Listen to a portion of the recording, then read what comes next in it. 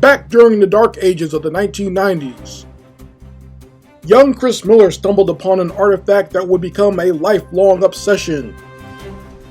Now, armed with a mind full of nostalgia and a basement full of comic books, Chris attempts to analyze the art and the artist that made him comics crazy. Why this fool got more comics than a motherfucker? Hey everyone, this is Chris Crazy House, and I'd like to welcome you all to a brand new episode of Chris Crazy House Presents Comics Crazy. And today we're going to be doing something a little bit different, something you wouldn't expect from our comic book review channel. We are going to be reviewing a video game comic, and that video game comic is The Adventures of Bayou Billy.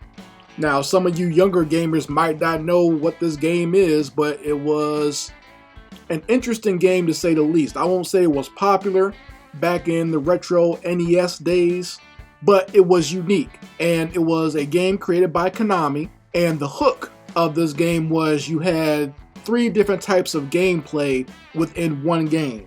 So it was like a typical side-scroll game, like a side-scroll beat-em-up.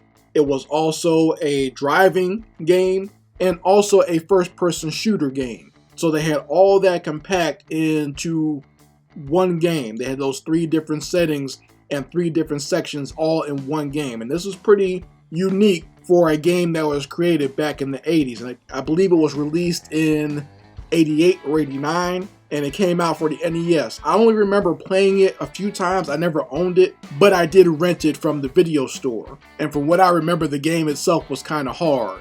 But when I started collecting comic books around the same time, I noticed this book in particular sitting on the shelf, and I decided to pick it up just from the cover and because of the name recognition of the NES game. And I have to say, I was pleasantly surprised with this comic book, and I feel you all will be as well once we get to the flip through and review section. This comic book became a big inspiration for me. It informed a lot of what I know when it comes to designing action sequences within a comic book, and it dovetailed a lot with the storytelling that I was already receiving from a lot of animated content during that time. So this story is very similar to something you would see on like a Saturday morning cartoon episode. And the most exciting part of this comic book, it has a 7-page fight scene that we will go through and dissect of how this fight scene was composed and executed for this book. But let's start off by looking at the creative team for The Adventures of Bayou Billy.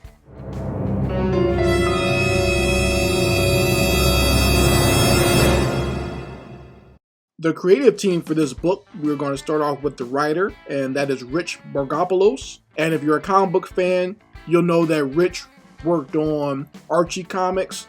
He's worked on the classic What If comics for Marvel, and he worked on one of my favorite DC heroes, Firestorm, the Nuclear Man. And for the artist of this book, we got Robert Downs and Amanda Conner.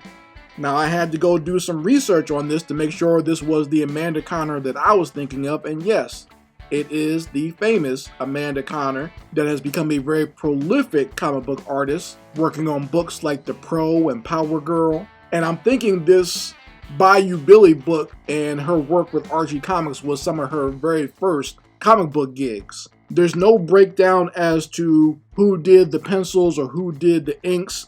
It just says art by Amanda Connors and Robert Downs. So I'm thinking this was very much a collaborative effort as far as getting this book done, because I believe these books came out bi-monthly. So these artists were probably working overtime trying to get these pages done and get these books out on time. And last but not least, we have Barry Grossman doing the colors and the production on this book. And let me definitely not forget the artist that made one of the biggest contributions to this book, Kelley Jones. It was his cover that made me pick this up in the first place, and if you are a fan of his, you know why. Kelley Jones has made some very iconic covers, especially with DC Comics. You look at his work on Batman, it's amazing stuff, and it's real easy to see why anyone would want to pick up a comic that he created the cover for. So let's get into it and go to the flip through and review of The Adventures of Bayou Billy, issue number 5. All right, everybody, here we are with the adventures of Bayou Billy, issue number 5 from 1990. This is an original copy straight from the newsstand. I remember getting it from a Quick Check in Long Branch, New Jersey. The convenience store was right next to a very small bay in Long Branch, and my grandfather used to go to the store all the time to get his lottery tickets, and I would go there and pick up a comic book. Now let's take a look at the cover here, because the cover is what made me pick this up in the first place. You got Bayou Billy down here at the bottom in the swamp. He's looking swole, holding a big ass knife. And behind him, we got the villain for this book, the Black Gator, sort of lurking in the shadows right behind Bayou Billy, ready to strike. So let's get started and peel this book open and look at this very influential book from my childhood. Of course, they're going to advertise the actual game of Bayou Billy right here on the side. I mean, what's the point of having a comic book if you're not going to advertise the game that is based on, right? But we got the very first splash page, and we are confused as to what's going on because our hero of the book, Bayou Billy, is spraying down the block with this automatic weapon. And he's looking very sinister. You see his eyes are kind of in the shadows. You see the bullet bandoliers around him and going right in, feeding right into the gun. And he's just opening fire, low angle shot, making him look like a complete menace. Now, this could be a hero shot, but the fact that we got the shadow around the eyes and like the evil smile, we see that all things are not good going on right here. And he's laughing while he's shooting. On the next page, we can see that the car that Bayou Billy is shooting up is the car of the wealthy Mr. LaRue. And even though this car is bulletproof, Bayou Billy decides to pull out a grenade and throw it at the car. So Billy is just being a complete menace to the people of this town. And luckily, the bodyguards are there to not only catch the grenade, but throw it up and baseball smack it out into the sky. So we see that the reason Bayou Billy is shooting up this car and throwing grenades is that he's there to rob Mr. LaRue. And, you know, LaRue is not necessarily an honest character. He's not a good character, but you can't just go out there and be shooting up his car and stealing his money. But Bayou Billy does it anyway. He snags the money from the briefcase and he takes off, shooting into the air as he's driving off, just acting like a complete thug in this town. Now, the cops have showed up, but Mr. LaRue is worried because he didn't get that money through honest means, but he still needs help from someone thugging and shooting up his car and stealing his money. On the next page, we see some of the other bounty hunters that work with Bayou Billy. They're turning in one of their targets that they just got finished tracking down and catching. And the police sergeant lets them know that Bayou Billy is wanted for attempted murder and robbery. And these guys just can't believe it because Bayou Billy is a good guy, but we just saw him on the last pages shooting up a car, throwing grenades, and robbing somebody in broad daylight. And that's when we get introduced to the Black Gator. And the Black Gator is not only a skilled ninja, but he is a Bayou Billy hater. So some of your best villains usually hate the hero more than anything, and we can see that the Gator, he wants that shine, he wants that popularity that Bayou Billy has, so he's going to go out there and earn it by killing Bayou Billy himself. And in this short showcase of the character, we get to see how skilled he is. Just him throwing a magazine against the wall and throwing a knife, he's able to impale that magazine right against the wall, and he throws an apple into the air, cuts it into floor slices.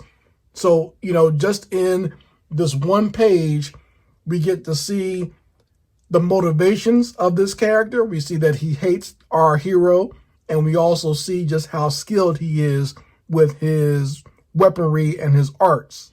So we cut to this next scene and we find out what is truly going on in this book, and we find out it is not Bayou Billy that's been out here committing crimes. It is actually an actor that's been paid to look like him and go out there and commit crimes to ruin Billy's reputation.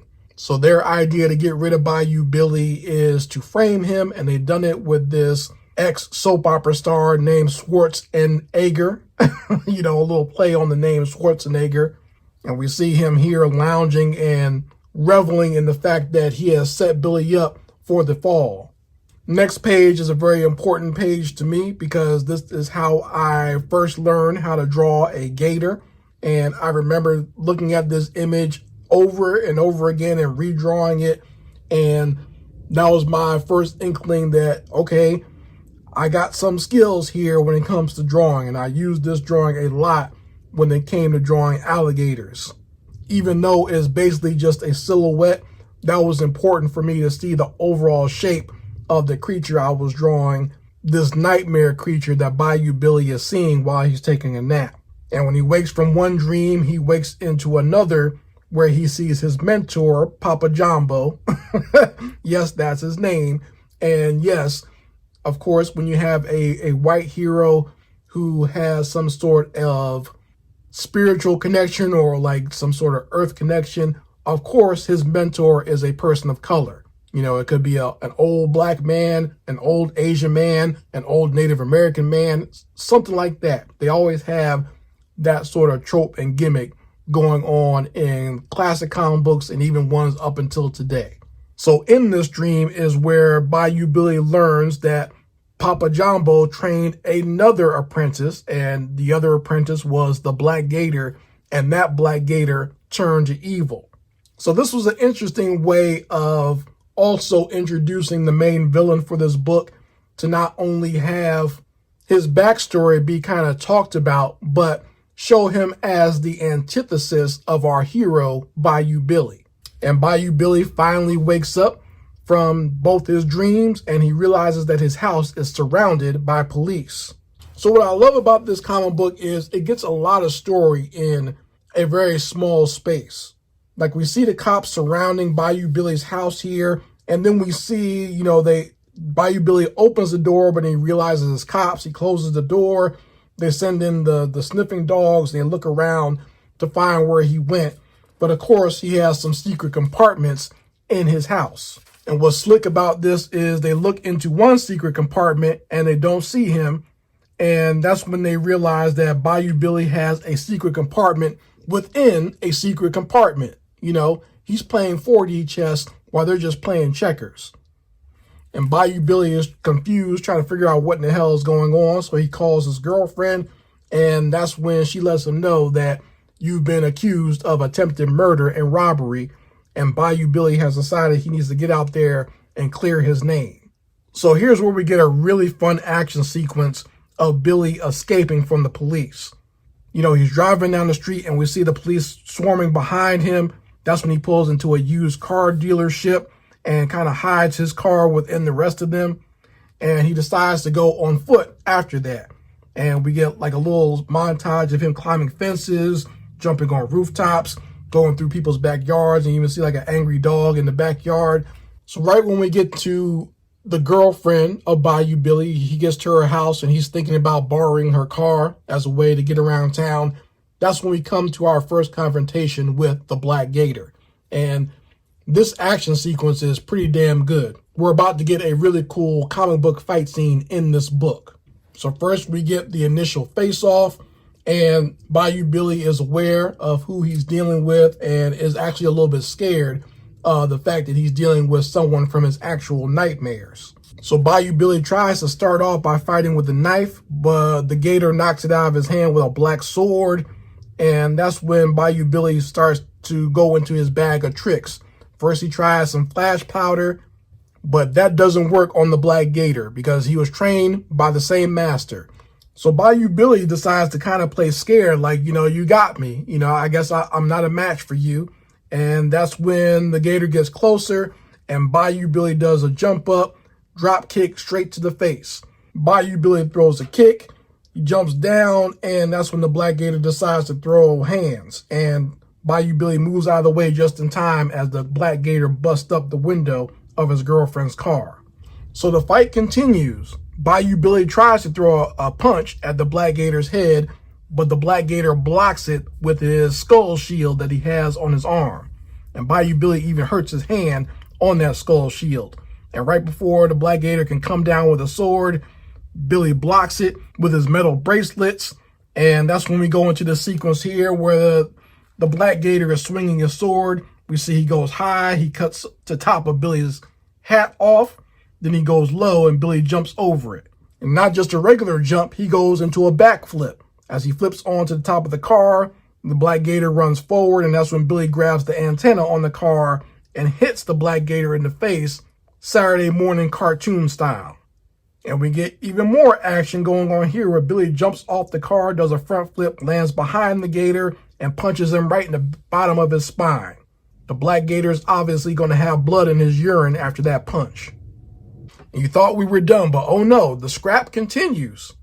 Even though he just got hit in the back, the Black Gator spins around and we get a top angle shot of him spinning around and hitting Billy straight in the face with that skull shield again. Then he punches Billy in the gut and throws a knee right to his jaw. So Billy realizes that he's kind of losing this fight at this point and he decides to make a desperate move to go back and get his knife.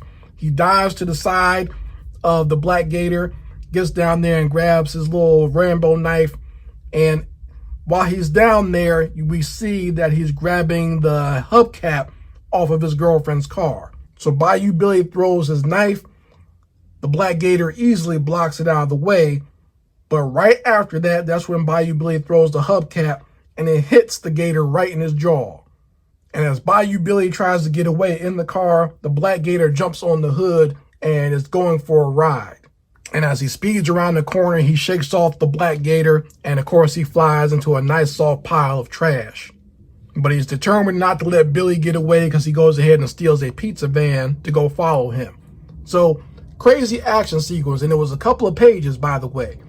We rarely get that nowadays in comics where you got a full-on fight right in the middle of your comic between the hero and the villain, and neither one of them is killed, so you still get to get some more by the end. So this next sequence is actually a pretty funny one, and we get basically the town snitch being interrogated by all the characters in the comic book. First, Bayou Billy himself shows up to ask the snitch what is going on, why am I being accused of these crimes.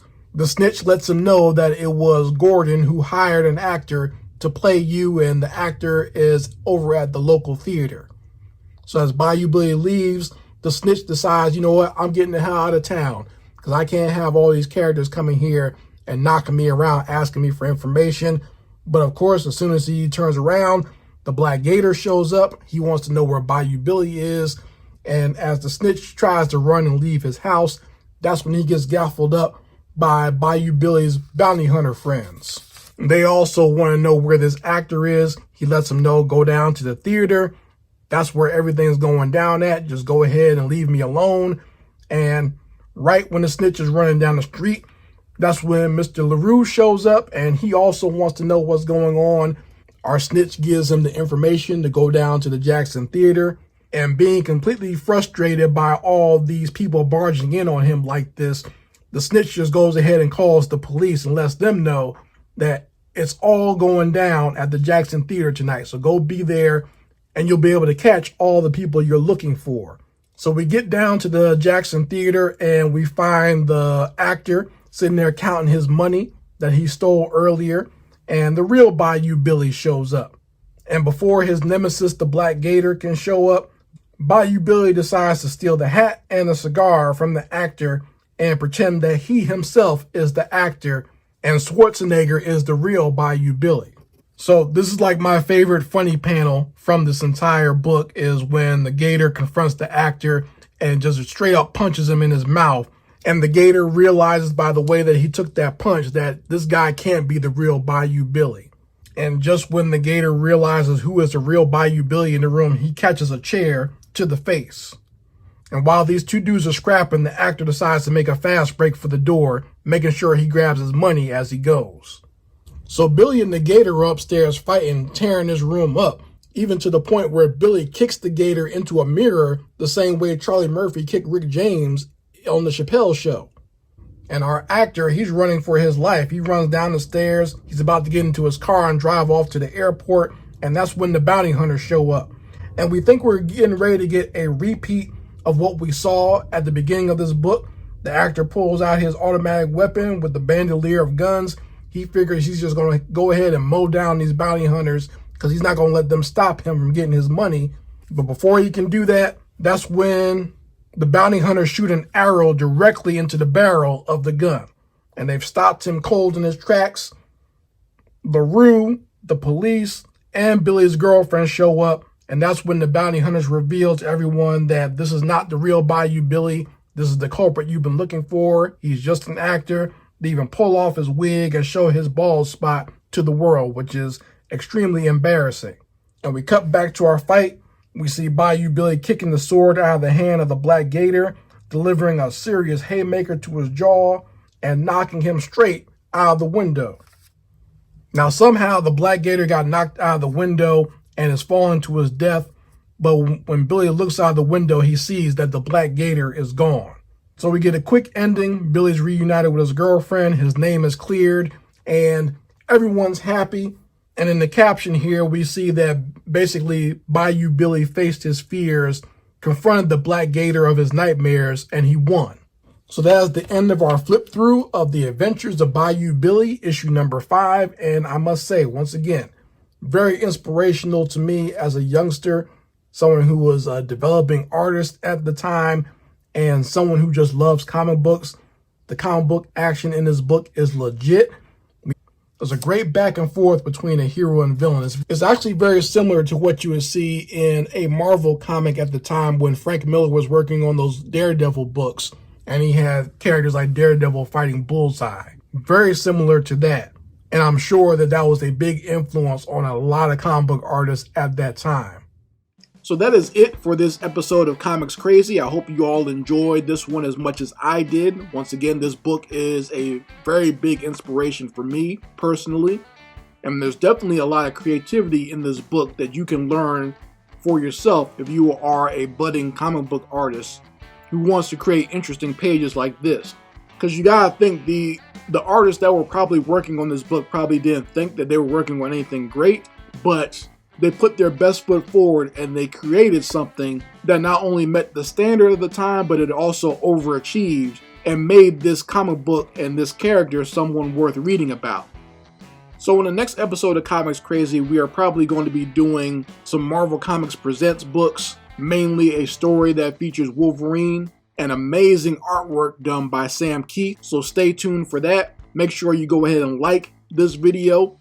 Go ahead and subscribe so that you're here when I upload new content for Comics Crazy. And go ahead and share this with anyone else you know out there who are fans of these classic comic books. If you want to support the channel, go ahead and go to my website at chriscrazyhouse.net.